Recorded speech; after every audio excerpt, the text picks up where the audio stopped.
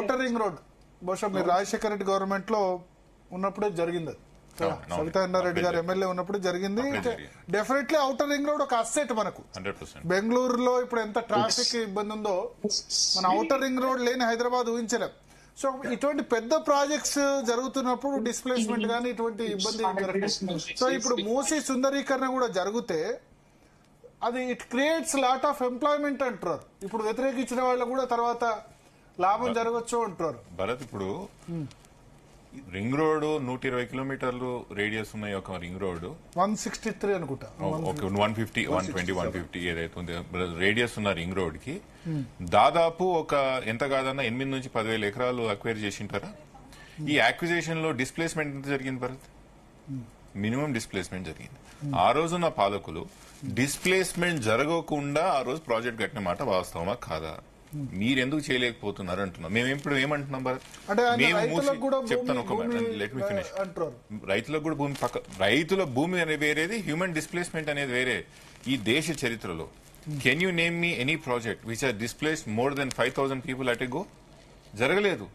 Can you name a project where people have acquired, governments have acquired apartments and acquired societies and made a project? ఎక్కడ జరగలేదు.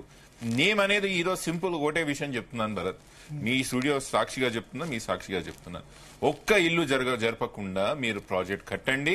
మీరు అక్కడ night life పెడతారా, moon life పెడతారా, ఇంకే వ్యాపారాలు పెట్టుకున్నా కూడా మేము సహకరిస్తాం. నేనే వచ్చి కొబ్బరికాయ కొడతాను శంకుస్థాపన రోజు. కానీ మీరు గజెట్లు పెట్టినట్టు 10,000 ఇల్లు లాక్కుంటాం, 3,000 ఎకరాలు లాక్కుంటాం, వేలాది మంది రోడ్డు మీద పడేస్తాం. దేశ చరిత్రలో ఇక్కడ జరగంది మేము ఇక్కడ చేసి చూపిస్తామంటే మాత్రం బరాబర్ మేము కొట్లాడతాం, దాన్ని అడ్డుపడతాం, ఎవరేమన్నా అనుకోండి. రెండో విషయం, ఇప్పుడు అనిల్ అన్నకు ఒక విషయం, 2 ప్రశ్నలు అడుగుతాను. అసలు మీకు ప్రకాష్ అన్న కూడా తెలిసి విషయం, మూసీ నదికి డిఫైన్డ్ ఎంఎఫ్ఎల్ లెవెల్స్ ఉన్నాయా? ఇప్పటి వరకు మూసీ నదికి డిఫైన్డ్ మాక్సిమం ఫ్లడ్ లెవెల్ లేనిది అసలు మీరు హద్దులు ఎక్కడ పెడతారండి? How do you know where is your buffer? How do you know where is your river bed? నాకు ఆర్టీఐ ద్వారా తెచ్చుకున్న సమాచారం మేరకు నా దగ్గర ఉంది. నేను అదే సమాచారం మేరకు నేను ఎన్జీటీకి పోయినాను. They do not have a defined MFL levels. ఈ రోజు కూడా మీకు ఎంఎఫ్ఎల్ లెవెల్స్ డిఫైన్ లేదు, మీ దగ్గర డిపిఆర్ లేదు, మీ దగ్గర ఫైనాన్షియల్ క్లోజర్ జరగలేదు, ల్యాండ్ యాక్విజిషన్ లేదు. Who are you? ఏ హక్కుతో మీరు మా ప్రజల యొక్క ప్రాపర్టీస్ అన్నింటినీ కూడా నో ట్రాన్సాక్షన్ దాంట్లో పెడతారండి? అంటే నేను అమ్ముకోవద్దు, కుదోబెట్టొద్దు, కనీసం ఒక ఆస్తి ఉన్నదాన్ని కూడా చెప్పుకోనికి లేదా? ఎలా ఇది? What is this? మూడో విషయం, ఇంకో మెటాన ఆఖరి విషయం చెప్తాను. ఇప్పుడు ప్రతిసారి మనం అడిగినప్పుడల్లా ఎందుకు ఈ పేద ప్రజలు మురికిలో బతకాలా, ఎందుకు మేమందరం నల్గొండలు మీ కంపులీలు తాగాలా అని చెప్పి ప్రతిసారి అటెన్షన్ డైవర్షన్ చేస్తారే. సూటిగా అడుగుతున్నా, అసలు ఈ మూసీ నది ఏడ పొల్యూట్ అవుతుంది?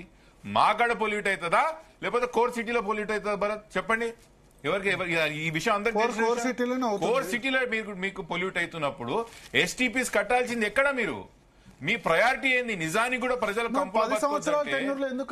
మొదలు పెట్టింది మేము భరత్. ఎస్, మీ ఇప్పుడు మా తప్పు మాదని అంటున్నారు కదా, ఎంతో ఒప్పుకుందాం, మాదే తప్పు అనుకుందాం, మీరే గొప్పలు అనుకుందాం. కానీ ఈ రోజుకి నేను చెప్తున్నా కదా, నీకు చిత్తశుద్ధి నిజానికి నల్గొండల మీద ఉంటే, నిజానికి చిత్తశుద్ధి మీకు పేద ప్రజల మీద ఉంటే, మీరు ఫస్ట్ కట్టేది నైట్ లైఫ్ కాదు, ఫస్ట్ కట్టేది ఎలివేటర్ కారిడార్స్ కాదు, ఫస్ట్ కట్టేది ఎస్టీపీస్.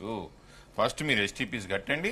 మూసీలో పోతున్న ఎఫ్యూలియంట్, అది హ్యూమన్ వేస్టే కానివ్వండి, ఇండస్ట్రియల్ ఎఫ్యూలియన్స్ కానివ్వండి, ఇవన్నింటినీ కూడా శుద్ధిపరిచి నీళ్లు కిందికి పంపండి. ఎవరు వద్దన్నారు భరత్? నేను వద్దంటున్నానా?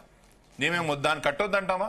మీరు అది పక్కన పెట్టి ఎస్టీపీ బిల్లులు మేమే ఇచ్చామంటారు. మీరు చాలా వరకు ఆపారు భరత్. ఇప్పుడు ప్రణాళిక వేసింది, ఇప్పుడు కొన్ని ఇప్పుడు మొదలవుతున్నాయి. ఎంత మేరకు బిల్లులు ఇచ్చారు లేదనే తర్వాత విషయం. కానీ అన్ని గనక కంప్లీట్ చేస్తే జీరో వేస్ట్, జీరో ఉండదు.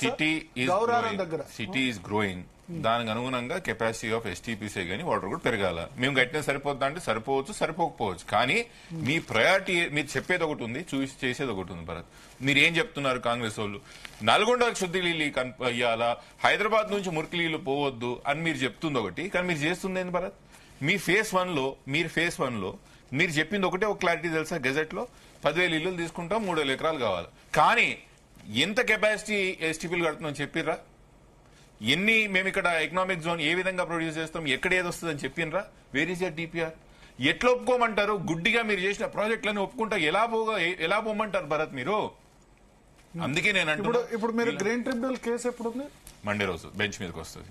సో అందుకని ముఖ్యమంత్రి వాళ్ళు అన్నారు ముఖ్యమంత్రి గారు వ్యక్తిగతంగా ఏదో ఆయన తీసుకున్న ప్రాజెక్ట్ మేము వ్యతిరేకించాలని అనుకుంటున్నారేమో గానీ అట్లాంటి ఉద్దేశం మాకు లేదు.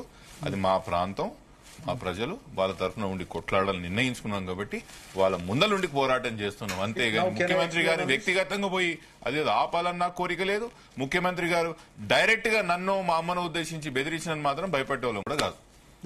అనిల్ గారు Can I explain? See, now I have a point.